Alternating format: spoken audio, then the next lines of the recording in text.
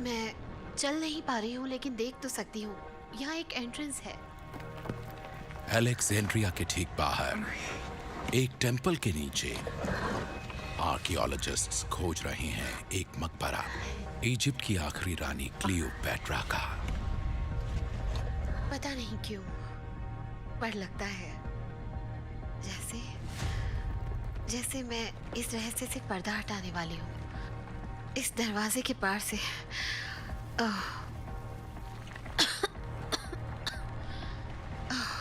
सांस नहीं ली जा रही।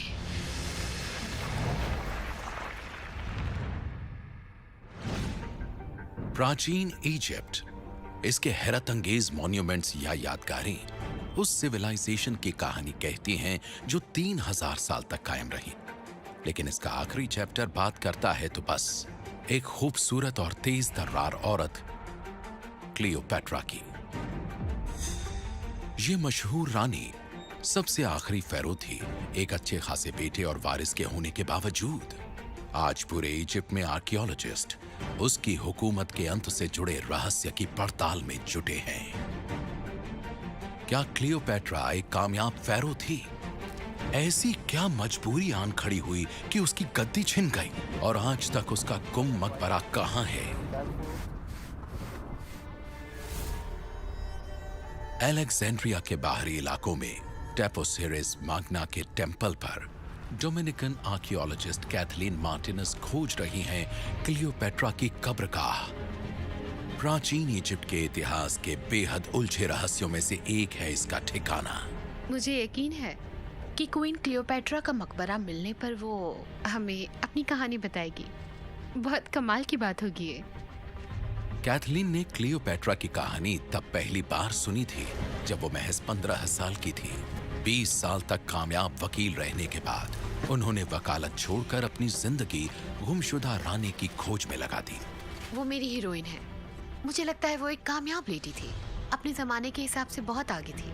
वो एक पॉलिटिशियन थी, अपने जमाने की तमाम लैंग्वेजेस बोल सकती थी, 9 लैंग्वेजेस। वो एक रानी थी, एक देवी थी। मेरे ख्याल से बहुत तेज दिमाग वाली थी। हालांकि बहुत से लोगों का मानना है कि क्लियोपैट्रा का मकबरा उसकी राजधानी अलेक्जेंड्रिया में है, लेकिन कैथलीन को लगता है कि टेपोसिरिस मैग्ना के टेंपल को क्लियोपैट्रा ने अपने मकबरे की तरह इस्तेमाल किया था, लोगों की नजरों से बचने के लिए।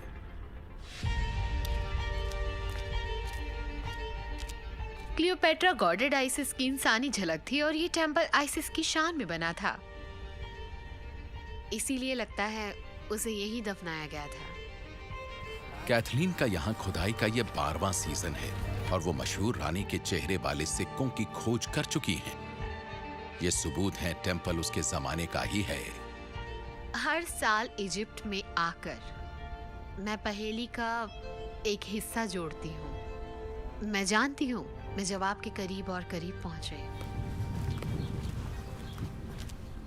पिछले साल कैथलीन ने जियोफोन नेटवर्क इस्तेमाल करके एक गजब की खोज की थी। जियोफोन धरती की ऊपरी परत की मामूली सी भी वाइब्रेशंस को दर्ज करके जमीन के नीचे खाली जगहों का पता लगाते हैं। टेपोसिरिस मैग्ना में उन्होंने टेंपल के नीचे एक बड़ी सी खाली जगह उजागर की है। कैथलीन जानना चाहती है कि यह खाली जगह क्लियोपैट्रा का आज तक का गुम मकबरा तो नहीं है। पिछले साल उन्होंने एक प्राचीन सुरंग से वहां पहुंचने की कोशिश की थी, लेकिन भारी बारिश की वजह से वो उसमें नहीं जा पाई। अब तपती गर्मी ने सुरंग को सुखा दिया है। क्या ये कैथलीन को पहुंचाएगी उस रहस्यमयी खाली जगह और क्लियोपैट्रा तक? मुझे पता है यहाँ नीचे कुछ बहुत खास चीज है। लेकिन सुरंग के सूखे होने पर भी इसे खंगालना एक भारी चुनौती है। नीचे सिर्फ पत्थर में तराशी एक खतरनाक शाफ्ट के जरिए ही जाया जा सकता है। शाफ्ट में उतरने के लिए कैथलीन के वर्कर्स को कई सीढ़ियां लगानी होंगी। इस काम में वक्त तो लगेगा, पर इसका सही होना बेहद जरूरी है। ये 25 फुट गहरी है, इसलिए जरा सी भी चूक भारी पड़ेगी। जाना तो है ही, लेकिन बहुत संभल कर। एक बार सीढ़ी गिरी तो समझो जान गई।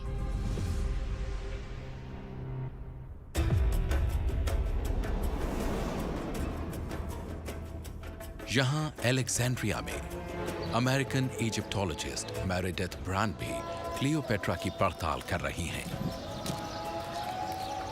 कोम एल शुफका का तहखाना आज के शहर के 65 फुट नीचे है। कोई नहीं जानता कि यहाँ कौन दफन है, लेकिन प्राचीन अलेक्जेंड्रिया में कुछ ही बचे बड़े मकबरों में से एक है ये। आलीशान। हमें नहीं पता क्लियोपैट्रा का मकबरा कैसा दिखता होगा, और हमें कोई और शाही मकबरे भी नहीं मिले हैं उसकी डायनेस्टी के। तो यहाँ इस मकबरे को देखकर कुछ वैसा ही अंदाजा होता है। मेरेडिथ महज 17 की थीं जब वो पहली बार इजिप्ट आई थीं। प्राचीन मकबरों में उन्होंने इतना वक्त बिताया है जितना वहां अमेरिका में नहीं बिताया होगा। इस जगह को देखकर लगता है कि इसी वजह से हूँ मैं इजिप्टोलॉजिस्ट। मेरेडिथ मकबरे की मूर्तियों और दीवारों पर उकेरे गए दृश्यों पर नजर डालती हैं। ये मंजर कमाल का है। इसमें है जैकल के सर वाले गॉड अनुबिस उस लाश की मम्मी बनाते हुए, और बाकी गॉड्स जो एंशिएंट इजिप्ट में अक्सर देखने में आते हैं। नक्काशी प्राचीन इजिप्ट में दफन का खास मंजर दिखाती है, लेकिन मकबरे में एक अलग कल्चर की नक्काशी भी है। यहाँ पत्थर के ताबूत पर सीन पूरी तरह ग्रीक है। ये माला और इन लोगों के सर, ये 100% ग्रीक हैं। मकबरा ग्रीक और इजिप्ट के अंदाजों का अजीब सा मेल है। ये सबूत है क्लियोपेट्रा और जिस इजिप्ट पर उसने राज किया उसकी असली पहचान का।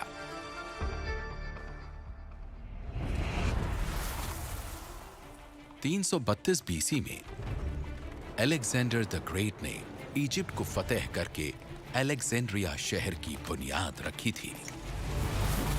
उसने ग्रीक फेरोज की नई डिनेस्टी की राह तैयार की। नाम था टॉलमीज, जिसने नए शहर से राज चलाया था। 300 साल बाद क्लियोपेट्रा ने तब 21 साल की उम्र में अपने छोटे भाई को लड़ाई में हराया और इजिप्ट की रानी बनी। अपनी ग्रीक विरासत होने के बावजूद उसने इजिप्ट की रवायतें अपनाई। पहले के फेरोज का पहनावा और ताज पहना और अपने खानदान में इजिप्ट की भाषा सीखने वाली पहली शख्स बनी। ये मकबरा उन दो प्राचीन रवायतों का गवाह है जिन्हें क्लियोपेट्रा ने अपनाया था। ये नक्काशी जो आप देख रहे हैं, इनमें झलकता है अलेक्जेंड्रिया का कल्चर क्लियोपेट्रा के दौर का, जो था ग्रीस और इजिप्ट का मेल। क्लियोपेट्रा ने कई रवायतों वाली इस राजधानी से राज चलाया था 20 साल तक, लेकिन गुजरे जमाने के सोर्सेस बताते हैं कि 30 बीसी में उसने खुदकुशी कर ली थी, सबसे आखिरी फेरो के तौर पर। क्लियोपेट्रा से जुड़ी कई पहेलियों के सुराग उसके पतन और मौत की वजह और उसके मकबरे का ठिकाना ग्रीक और इजिप्ट के मेल की दुनिया में पाया जा सकता है।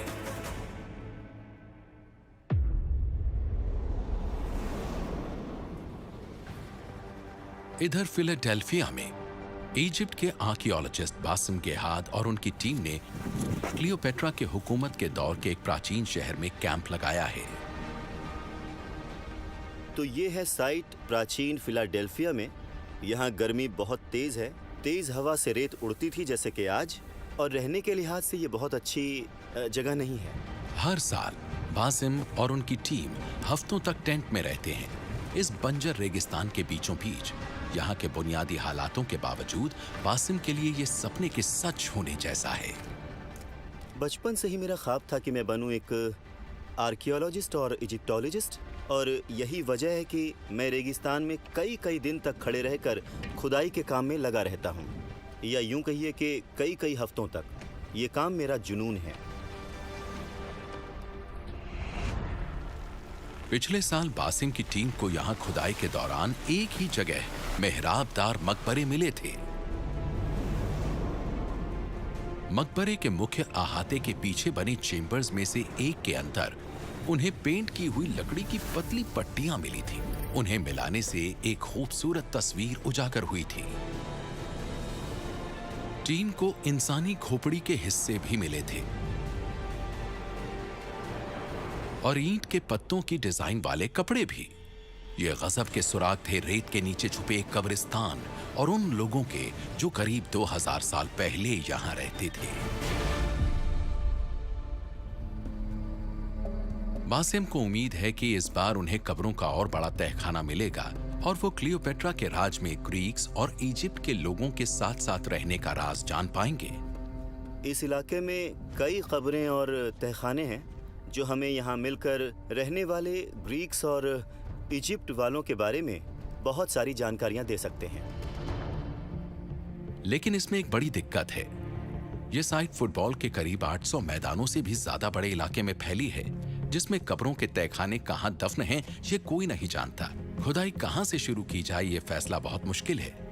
ये ठीक वैसा ही है जैसे कि मैं एक रेगिस्तान में सुई ढूंढ रहा हूँ। वासिम को रेत के कुछ उभरे किनारे दिखते हैं जो साइट की सैटेलाइट से ली गई तस्वीरों के पहलुओं से मेल खाते हैं। आपस में मिलाकर वो रेगिस्तान में रेत के नीचे एक बड़े मकबरे के छुपे होने का सबूत हो सकते हैं। टीम एक खंदक से खुदाई शुरू करती है। वो तपती गर्मी में कई टन रेत हटाती है और दोपहर तक बासिम का अंदाजा सही निकलता है। तो हमें यहाँ पर सीढ़ियाँ मिली हैं जो कि एक बड़ी चट्टान को काटकर बनाई गई हैं और ये एंट्रेंस तक जाती हैं। हमें तो ये कब्रों का तहखाना लग रहा है। इन सीढ़ियों के आगे कौन से खजाने हैं? वो क्लियोपेट्रा की दुनिया और प्राचीन इजिप्ट के पतन के बारे में क्या उजागर कर सकते हैं? अगर हमारी किस्मत बहुत अच्छी रही तो हमें कब्रों का एक सही सलामत तहखाना मिलेगा और शायद हमें ममीज मिल जाए। टीम दोपहर बाद तक काम करते हुए एंट्रेंस से रेत हटाती है। आखिरकार इतनी जगह बन ही गई है कि बासिम मकबरे के अंदर झांक सके।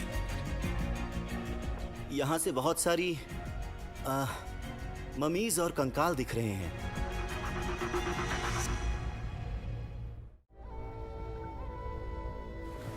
बासिम चट्टान में बनी जगह से सरकते हुए अंदर जाते हैं। यहाँ ये एक अलग ही मिसाल है। चारों तरफ जानवरों की बलि की निशानियां हैं। अंदर मौजूद है कब्रों के तहखाने का अहाता, जिसमें कब्र के 11 आले हैं। एक के सामने बासिम को रेत पर छोड़ा एक साबुत एम्फोरा मिलता है। इस तरह के जार, वाइन जार, टोलमाइक से रोमन्स में बदलाव के जमाने से इस्तेमाल किए जाते थे जब हुकूमत थी क्लियोपेट्रा की। यह सबूत है कि कब्रों का तहखाना ग्रीक है और क्लियोपेट्रा के जमाने का है। अब टीम को पूरे अहाते को खोद कर निकालना होगा। रेत पर पड़े मिट्टी के कुछ बर्तनों के अलावा यह लगभग पूरी तरह से दबा हुआ है। हम सब बहुत ज्यादा खुश हैं, बहुत एक्साइटेड हैं ये सोच करके और क्या मिल सकता है इस रेत के नीचे। वो कब्र का पहला आला साफ करना शुरू करते हैं। इन हालात में ये काम काफी मुश्किल है। इस जगह में उमस बहुत ज्यादा है, गर्मी काफी है, धूल और बचे हुए ऑर्गेनिक मटेरियल्स हैं, तो ये काम बहुत ही ज्यादा मुश्किल है। टीम बहुत संभल कर कब्र के आले में काफी नीचे तक जमा रेत निकालती है। ऐसे पलों में दिल जोरों से धड़कता है क्योंकि पता नहीं कब बस 2 मीटर रेत हटाने पर ही कोई कमाल की चीज मिल जाए। सीजन का सबसे दिलचस्प तोहफा मिल जाए हमें खुदाई वाली जगह से बस कुछ कदम की दूरी पर।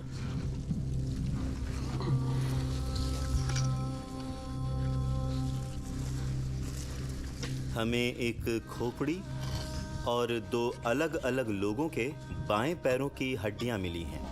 बासिम और फोरेंसिक एंथ्रोपोलॉजिस्ट अब्दुल्ला खोपड़ी पर नजर डालते हैं। ये देखिए, हाँ। ये जो है नुकीली नहीं है। अच्छा। ये गोल है। ये कोई मर्द है। अच्छा। हड्डियों की बनावट से अब्दुल्ला बताते हैं कि ये किसी एडल्ट मेल की है।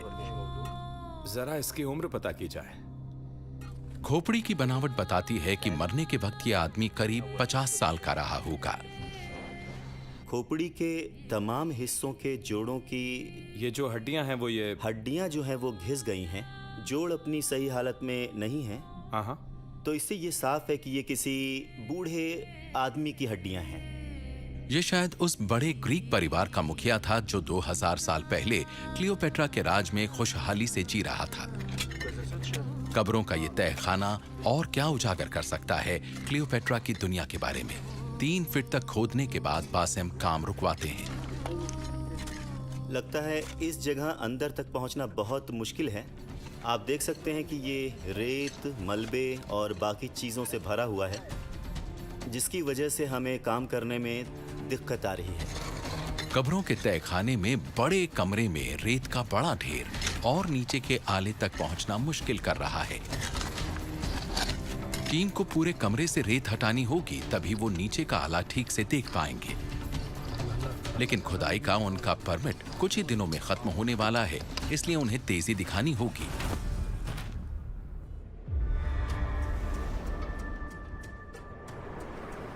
इधर टेपोसिरिस मैग्ना में कैथलीन की टीम टेंपल के नीचे मौजूद रहस्यमयी खाली जगह तक जाती सुरंग में सीढ़ियां जमाती है।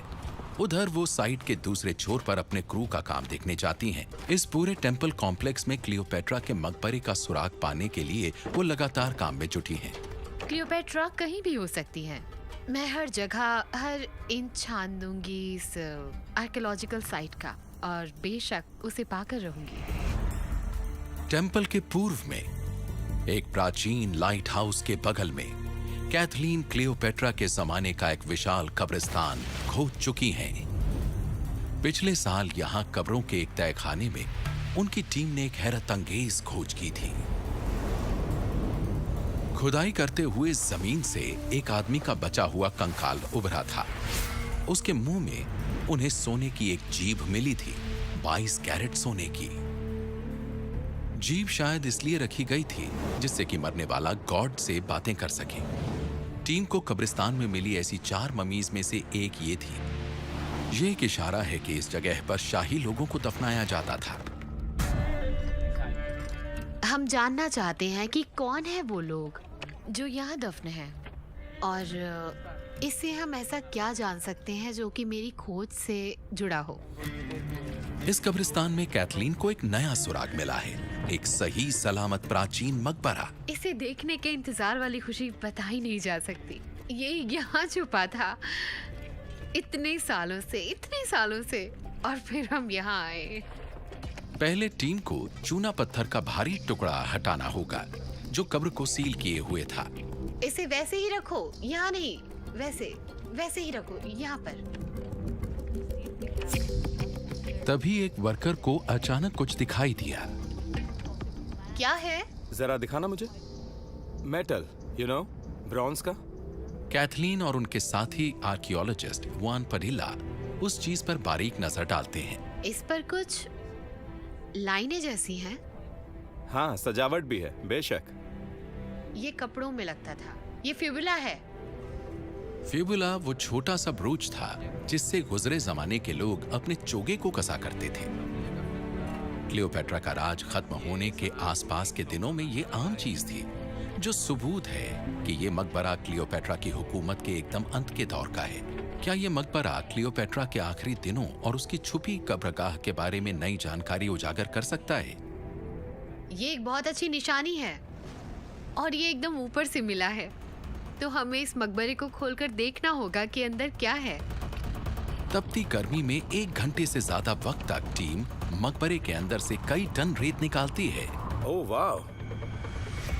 Probably because this person was coming. So then, as you go. चूना पत्थर के ऊपरी टुकड़ों के नीचे से निकलता है एक कंकाल, लेकिन इसमें जो दिखा वैसा उन्होंने पहले कभी नहीं देखा था। Oh my God! कैथलीन और जुआन मकबरे से उभरते कंकाल पर नजर डालते हैं। हमें ये किसी आदमी का लगता है क्योंकि इसकी हड्डियां मोटी हैं, और ये देखने में काफी तगड़ा और मजबूत आदमी लगता है। आदमी के पैर की नीचे की हड्डियां पत्थर से बाहर निकली हुई हैं। सदियों से मिट्टी में दबी हड्डियों की बस झलक दिख रही है। लेकिन कैथलीन और जुआन बता सकते हैं कि ये कोई आम कंकाल नहीं है। साफ दिखता है कि इंसानी कंकाल बहुत अच्छे से प्रिजर्व्ड है। यहाँ ये टिबिया टखना दिख रहा है, लेकिन यहाँ इस जगह पर पैरों का कोई अता पता नहीं है। साफ देखा जा सकता है। आदमी के कंकाल को हिफाजत से तो रखा गया, लेकिन उसके पैर टखनों से कटे हुए हैं। ओह माय गॉड, उन्होंने इसके पैर काटे थे। आखिर किसी ने इस आदमी की बॉडी की ये गत क्यों बनाई होगी? देखने से लगता है कि इसे कोई सजा दी गई होगी। हो सकता है इस आदमी के दोनों पैर उसके जीते जी कट गए होंगे। उसने ऐसा क्या किया था कि उसे इतनी बेरहम सजा दी गई? हमें पता लगाना होगा। अब ये सारे पत्थर हटाकर देखना होगा कि ये था कौन। ये आम चीज नहीं है। टीम आखिरी पत्थरों को हटाकर रेत साफ करके कंकाल का ऊपरी हिस्सा सामने लाती है। कुछ तो दिखने लगा है कैथलीन। तो ये खोपड़ी का हिस्सा है। वाओ मैं बहुत खुश हूँ। कैथलीन रेत से उभरते कंकाल पर नजर डालती हैं।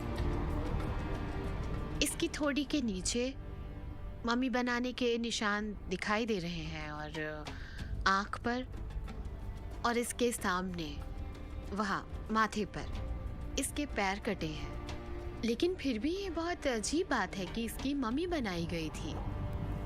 मम्मी बनाना मरने वाले को इज्जत बख्शने जैसा था। शव को आफ्टर लाइफ के लिए सलामत रखा जाना एक नेक जिंदगी जीने के बदले मिलने वाला सबसे बड़ा तोहफा था। लेकिन कैथलीन मानती हैं कि इस आदमी के पैरों को काटकर उसे सजा दी गई थी। हो सकता है ये किसी ताकतवर फैमिली से था या किसी खास ओहदे पर था, लेकिन आखिर में इसे सजा दी गई। ऐसी हैरत अंगेज मम्मी निशानी हो सकती है क्लियोपेट्रा के दौर में किसी मुसीबत की और उसके पतन का सुराग भी। इस वजह से भी कैथलीन को क्लियोपेट्रा के मकबरे की अपनी तलाश जारी रखनी होगी। इस जगह की खुदाई में आगे बढ़ते हुए हमें आर्कियोलॉजिकल सबूत पर सबूत मिलते ही जा रहे हैं, जो हमें बता रहे हैं कि हम बहुत नजदीक हैं।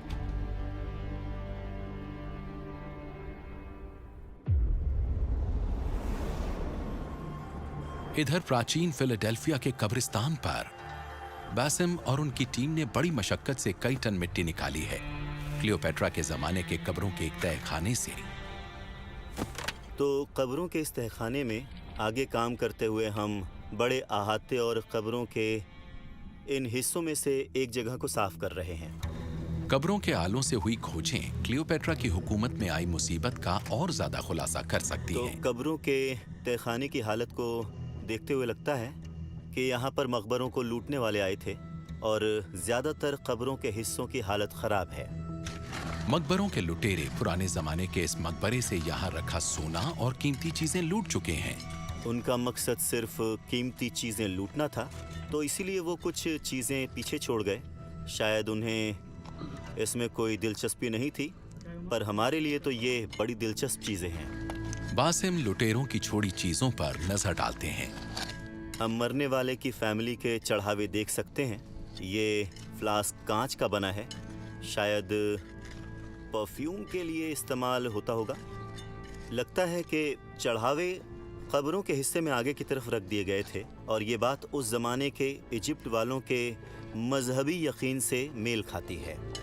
प्राचीन इजिप्ट वाले मानते थे कि मरने वाले को आफ्टर लाइफ के लिए इन चीजों की जरूरत होती थी। ग्रीक मकबरे में इनका मिलना सबूत है कि ग्रीक्स ने इजिप्ट के रिवाजों को अपनाया था, बिल्कुल वैसे ही जैसे क्लियोपेट्रा ने अपनी राजधानी अलेक्जेंड्रिया में इन्हें अपनाया था। हम कब्रों के इस तहखाने के अंदर और पूरे कब्रिस्तान में अपनी इस खोज को आगे बढ़ाते रहेंगे।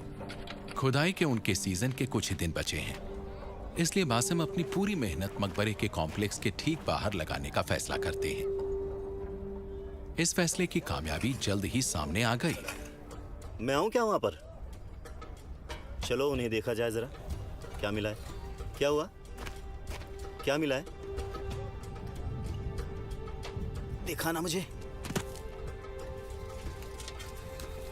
रेत में हल्की सी झलक मिली है लकड़ी की एक पतली सी पट्टी की, धुंधले से पेंट के साथ। अरे वाह,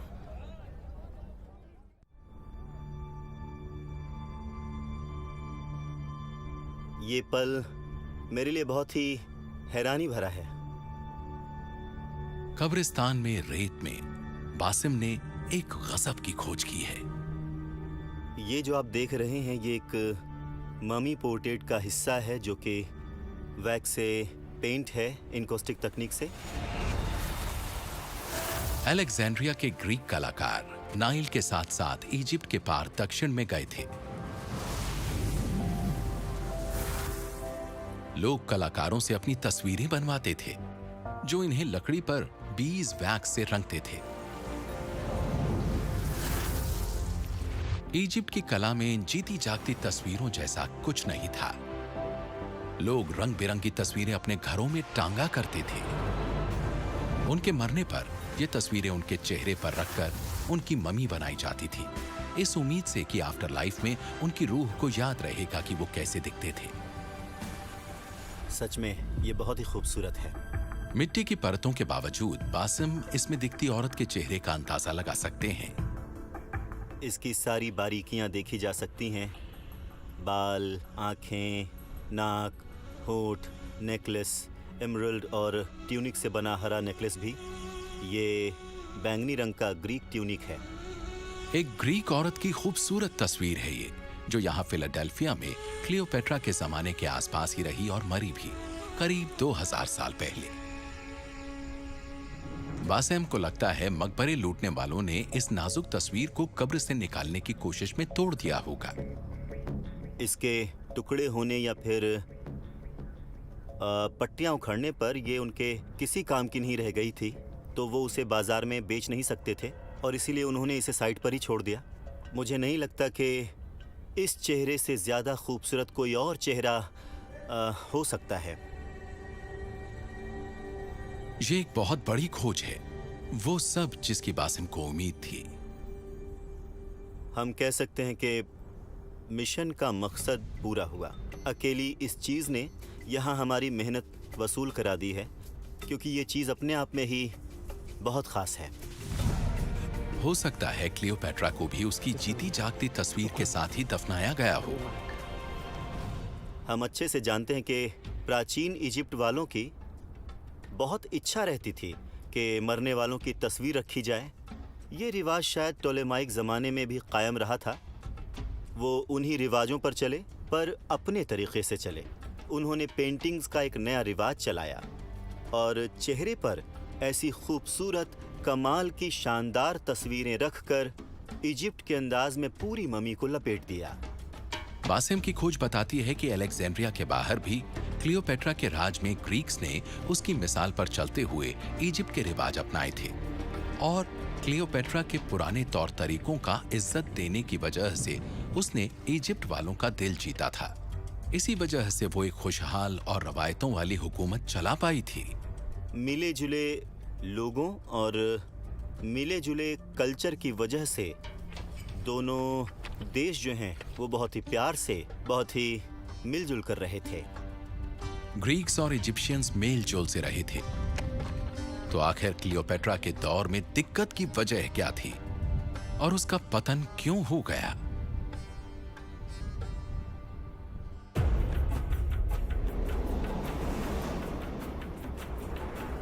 इधर अलेक्जेंड्रिया में जांच के लिए मेरेडिथ आई हैं बिब्लियोथेका अलेक्जेंड्रिना शहर की मॉडर्न लाइब्रेरी में। ये है अलेक्जेंड्रिया की मॉडर्न लाइब्रेरी। ये लगभग उसी जगह के पास है जहाँ पहले लाइब्रेरी होती थी और अलेक्जेंड्रिया की वो लाइब्रेरी पूरी मेडिटेरेनियन दुनिया में नॉलेज के सबसे बड़े सेंटर के लिए जानी जाती थी। उसमें तब इकट्ठी की गई सबसे ज्यादा किताबें थी। लेकिन मेरेडिथ का ध्यान प्राचीन किताबों ने नहीं खींचा है, ये खींचा है ग्रेनाइट के एक अनोखे बस्ट ने। ये मूर्ति शानदार है। इसमें जो बाल हैं वो ग्रीक स्टाइल के हैं, बिल्कुल झालर की तरह लटकते हुए। ये बारीक हैं और घुंघराले। मेरी नजर में ये खास ग्रीक चेहरा है और इसके सर पर है पुराने जमाने का इजिप्ट के राजाओं का साफा, जिसे कहा जाता है नेमीज साफा। नेमीज होता था पट्टीदार कपड़े का एक मुड़ा हुआ टुकड़ा जो सिर और कंधे को ढकता था। ताज के साथ पहनने पर यह बताता था कि पहनने वाला एक फैरो है। तो ये इजिप्ट के राजा के सिर का साफा है, एक ग्रीक चेहरे वाले आदमी के सर पर। ये बहुत हद तक सिजेरियन है। क्लियोपेट्रा का बेटा एक तरह से क्लियोपैट्रा और रोम के रिश्ते की निशानी। सिजेरियन बेटा था क्लियोपेट्रा और रोम के बहुत बड़े तानाशाह जूलियस सीजर का। दोनों में नजदीकियां तब बननी शुरू हुई जब क्लियोपेट्रा अपने भाई के साथ जबरदस्त घरेलू जंग में उलझी हुई थी, जबकि उसके मरते हुए पिता चाहते थे दोनों मिलकर राज करें। सीजर और उसकी फौज अलेक्जेंड्रिया आई तो क्लियोपेट्रा ने एक ताकतवर साथी और इजिप्ट का ताज पाने के उस मौके का फायदा उठाया। उसके भाई की फौज शहर में गश्त लगा रही थी, इसलिए क्लियोपेट्रा एक गलीचे में छुपकर किसी तरह सीजर के कमरे में उससे आमने सामने मिलने के लिए जा पहुंची। क्लियोपेट्रा पर फिदा होकर सीजर ने उसे गद्दी दिलाने में मदद की और दोनों का एक बेटा भी हुआ, सिजेरियन। लेकिन कुछ साल बाद रोमन सीनेटर्स ने सीजर की ताकत से घबराकर उसकी हत्या कर दी। उसके 3 सबसे नजदीकी साथियों ने रोम को अपने काबू में ले लिया। क्लियोपेट्रा उनमें से एक मार्क एंटोनी से मिली। वो एक सोने की बोट से पहुंची थी। उन्होंने एक नया गठजोड़ बनाया और दोनों में प्यार हो गया। क्लियोपैट्रा को एक लुभाने वाली औरत की तरह दिखाया गया, पर असल में उसके सभी कदम सूझबूझ वाले थे। वो एक होशियार औरत थी, दुनिया की सियासत, इजिप्ट और पूरे मेडिटेरेनियन को समझती थी। उसने साथी बनाए ये देखकर कि कुर्सी पर कौन है और ताज पाने में कौन मदद करेगा। इजिप्ट संभला हुआ था। क्लियोपेट्रा के मजबूत हाथों में कमान थी। साथ देने को मार्क एंटनी और रोम के साथ मजबूत गठजोड़ था। लेकिन सिर्फ 10 साल बाद सब भरभरा कर ढह गया। आखिर गलती कहां हुई थी? क्लियोपेट्रा के बेटे सिजेरियन की मूर्ति के ठीक बगल में मेरेडिथ संगमरमर के एक विशाल बस्त पर नजर डालती है। ये मूर्ति गजब की है। ये कहीं से भी इजिप्ट की नहीं है। इसकी हर चीज से झलक मिलती है रोम की। सफेद संगमरमर के हेयर स्टाइल तक, चेहरे की नजाकत, नाक, हर चीज। ये मूर्ति रोमन है। इस मूर्ति को आप कह सकते हैं ऑक्टेवियन। ऑक्टेवियन जूलियस सीजर का गोद लिया हुआ बेटा था। सीजर की मौत के फौरन बाद ऑक्टेवियन ने रोम की कमान अपने हाथ में लेने की कोशिश की, लेकिन उसका रास्ता रोके था मार्क एंटनी और क्लियोपेट्रा के साथ उसका गठजोड़। उन्होंने ताकत की जबरदस्त दीवार खड़ी कर दी, जिसे ऑक्टेवियन ने अपनी हुकूमत के लिए सीधा खतरा माना। और ऑक्टेवियन को मार्क एंटनी के साथ भी हिसाब चुकता करना था। मार्क एंटनी की शादी हुई थी ऑक्टेवियन की बहन से, जबकि वो क्लियोपैट्रा के साथ अलायंस और रिलेशनशिप में था। तो इससे वो बौखला गया था, पॉलिटिकल और पर्सनल लेवल पर। 32 बीसी में ऑक्टेवियन ने रोमन सीनेट की मदद के दम पर क्लियोपेट्रा के खिलाफ जंग की मुनादी कर दी। मार्क एंटनी के साथ क्लियोपेट्रा के गठजोड़ ने उसे और इजिप्ट को निशाने पर ला खड़ा किया था। क्लियोपैट्रा का मार्क एंटनी के साथ रिलेशनशिप एक समझदार स्ट्रैटेजी तो लगा, लेकिन फिर भी क्लियोपैट्रा के लिए मुसीबत खड़ी हो गई।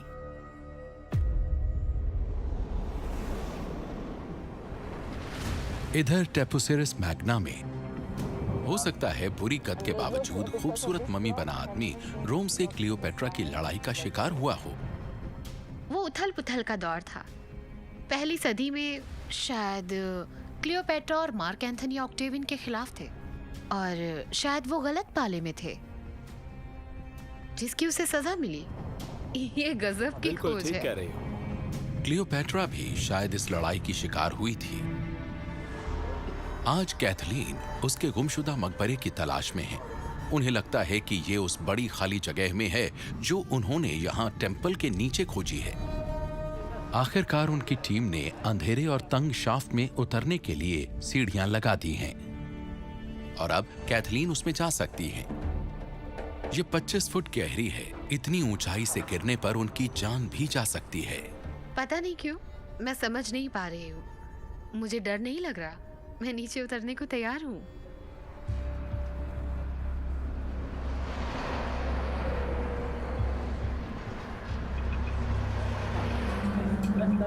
Oh my God. Oh.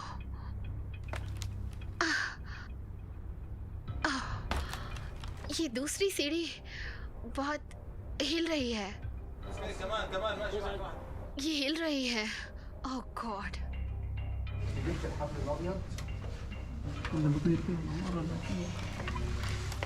जोखिम उठाकर उतरने के बाद कैथलीन सुरंग को खंगाल सकती है।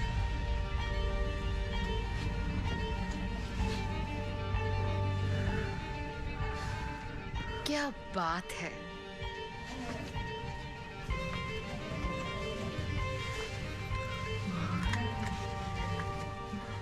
हम साफ साफ देख सकते हैं यहाँ पर पुराने जमाने की पेंटिंग की झलक दिखाई दे रही है। यहाँ पर प्लास्टर भी दिख रहा है। ये सब ढका हुआ था। यहाँ का कंस्ट्रक्शन इस सुरंग का हाथों से छेनी से बनाया गया था। सैकड़ों मीटर लंबी है ये सुरंग सैकड़ों मीटर लंबी है और ठोस चट्टान को काटकर बनाई गई है। इसे हाथ से तराशने में कई साल लगे होंगे। क्यों उन्होंने ये सुरंग क्यों बनाई होगी? इतनी मशक्कत आखिर क्यों की होगी उन्होंने? क्या इस सुरंग को खोदने और सजाने में लगाया इतना ज्यादा वक्त सबूत हो सकता है कि ये क्लियोपेट्रा के आज तक गुम मकबरे तक जाती है? ओह, कैथलीन और अंदर जाती हैं।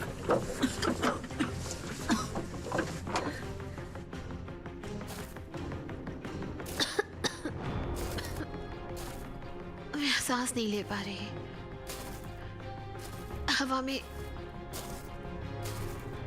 बदबू है। मैं यहाँ सांस नहीं ले पा रही।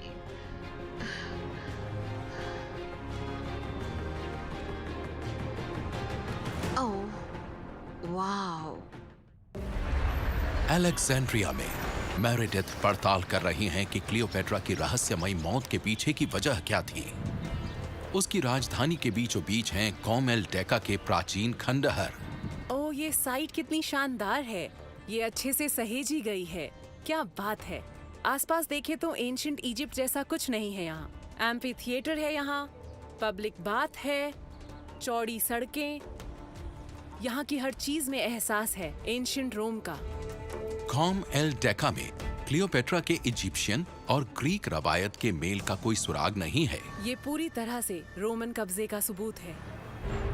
जूलियस सीजर के गोद लिए बेटे ऑक्टेवियन को क्लियोपेट्रा और मार्क एंटनी के गठजोड़ से खतरा था। जंग की मुनादी करने के 1 साल बाद उसने अपनी चाल चली। ऑक्टेवियन ने एक बड़ी नेवी तैयार की और क्लियोपेट्रा और मार्क एंटनी की मिली-जुली सेनाओं पर हमला बोल दिया। ग्रीस के तट के पास बेड़ों की टक्कर हुई। ऑक्टेवियन नेवी जीत गई और मार्क एंटनी और क्लियोपेट्रा भाग खड़े हुए। कहते हैं मार्क एंटनी ने बाद में अफवाहें सुनी कि क्लियोपेट्रा मर चुकी है। उससे आफ्टर लाइफ में मिलने के लिए उसने खुद को भी तलवार भोंक ली। लेकिन क्लियोपेट्रा तो जिंदा थी। वो फौरन उसके पास पहुंची और मार्क ने उसकी बाहों में दम तोड़ा। ऑक्टेवियन का पहला कदम था मार्क एंटनी की मौत, ताकि वो रोम का तानाशाह और राजा बन सके। लेकिन ऑक्टेवियन के लिए इतना काफी नहीं था। उसकी उम्मीदें बड़ी थीं। वो अपनी हुकूमत बढ़ाना चाहता था और उसकी नजरें इजिप्ट की दौलत पर गड़ी थी। उसके रास्ते की अड़चन थी तो बस क्लियोपेट्रा। क्लियोपेट्रा बहुत समझदार रानी थी। वो काबिल थी और चुनौतियों के बावजूद उसने लंबे वक्त तक इजिप्ट को खुशहाल और सबसे बचाए रखा। लेकिन उसने गलत आदमी का साथ दिया था। उसकी हुकूमत की बुनियाद हिल गई थी। प्रेमी मर चुका था और रोम पीछे पड़ा था। क्लियोपेट्रा, उसके पास कोई रास्ता नहीं बचा था। कहते हैं क्लियोपेट्रा ने खुद को जहरीले कोबरा से कटवाकर खुदकुशी कर ली थी। ऑक्टेवियन इजिप्ट पर हमला बोल चुका था और अब क्लियोपेट्रा के बेटे और वारिस सिजेरियन की तलाश में था। लेकिन वो पूर्वी तट की तरफ भाग गया। नौजवान राजा दया की भीख मांगने अलेक्जेंड्रिया लौटा।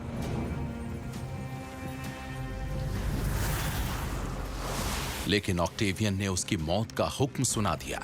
इसके साथ ही फेरोज का दौर खत्म हो गया। मार्क एंटनी, क्लियोपेट्रा और उसके बेटे की मौत ने इजिप्ट की कमान बेरोक टोक ऑक्टेवियन को सौंप दी। ऑक्टेवियन ने रोम का पहला राजा बनकर ऑगस्टस का टाइटल अपनाया।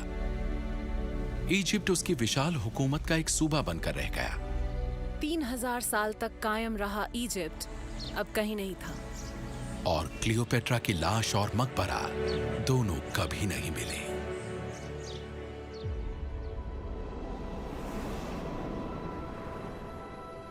टेपोसिरिस मैग्ना में कैथलीन सुरंग में करीब 100 फुट अंदर थी कि अचानक उन्हें मलबे और बहकर आए कचरे के पीछे कुछ दिखाई दिया। ओह, मैं चल नहीं पा रही पर देख तो सकती हूँ। वाह, मैं देख सकती हूँ। यहाँ एक एंट्रेंस है। मैं कोशिश करके देखती हूँ कि कुछ दिख जाए।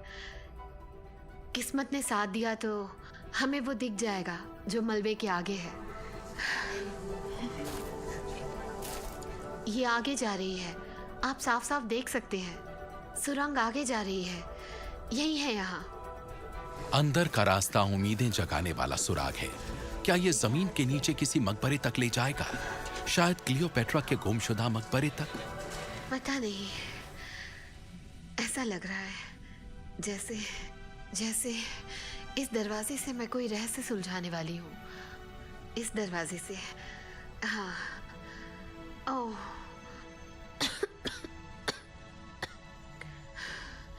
मैं सांस नहीं ले पा रही हूँ। सुरंग में आधा घंटा रहने के बाद कैथलीन को मजबूरन ताजी हवा के लिए ऊपर आना पड़ा। बहुत थक गई हूँ मैं। मेरे मेरे मेरे बूट्स भी फिसल रहे हैं। सुरंग के अंदर मलबे का एक ढेर रास्ता रोके है अंदर जाने वाले एक रहस्यमयी दरवाजे का। कुछ ही दिनों में कैथलीन का परमिट खत्म होने वाला है। उससे पहले वो इसे साफ नहीं कर पाएंगी, लेकिन ये जगह उनकी सोच से कहीं ज्यादा उम्मीद जगाती है। इतने सालों बाद आप सोच नहीं सकते कि नीचे जाकर वो सब देखकर इतनी खुश हूँ मैं। क्लियोपेट्रा का मकबरा हो सकता है वहाँ नीचे। मुझे सच में बहुत नाज है अपने इस काम पर जो हम यहाँ कर रहे हैं। तो चलो, मेरी पूरी टीम के लिए और इस मेहनत के लिए तालियां हो जाएं। सालों की तलाश के बाद कैथलीन शायद पहले से कहीं ज्यादा नजदीक हों क्लियोपेट्रा के गुमशुदा मकबरे को खोजने के। ये सुरंगें हमें शायद इस सदी की सबसे बड़ी खोजों में से एक तक ले जा रही है। हर साल आर्कियोलॉजिस्ट्स नए सुराग उजागर करते हैं इजिप्ट की आखिरी फेरो के बारे में। उनके सबूत दिखाते हैं कि क्लियोपेट्रा ने बड़ी महारत के साथ एक ग्रीक इजिप्शियन मेल वाली सोसाइटी पर राज किया था। अपने तख्त की हिफाजत के लिए उसने समझदारी भरे गठजोड़ किए और इजिप्ट को सुरक्षित रखा। लेकिन वो ऑक्टेवियन के दबदबा बढ़ाने के मंसूबों में उलझ गई। एक खूनी जंग में ऑक्टेवियन के इजिप्ट पर कब्जे के बाद क्लियोपेट्रा के पास बस एक ही रास्ता था, खुदकुशी करना और अपने मकबरे को उसके गुस्से से छुपा कर रखना। उसने रोमन्स को मात दी, दुनिया की सबसे ताकतवर फौज को मात दी, और मुझे लगता है लोग उसे यहाँ लेकर आए और वो गायब हो गई तपोसिरिस मैग्ना में। लेकिन क्लियोपेट्रा के हारने के बावजूद उसकी याद कायम है और आज भी लोगों की सोच पर हावी रहती है।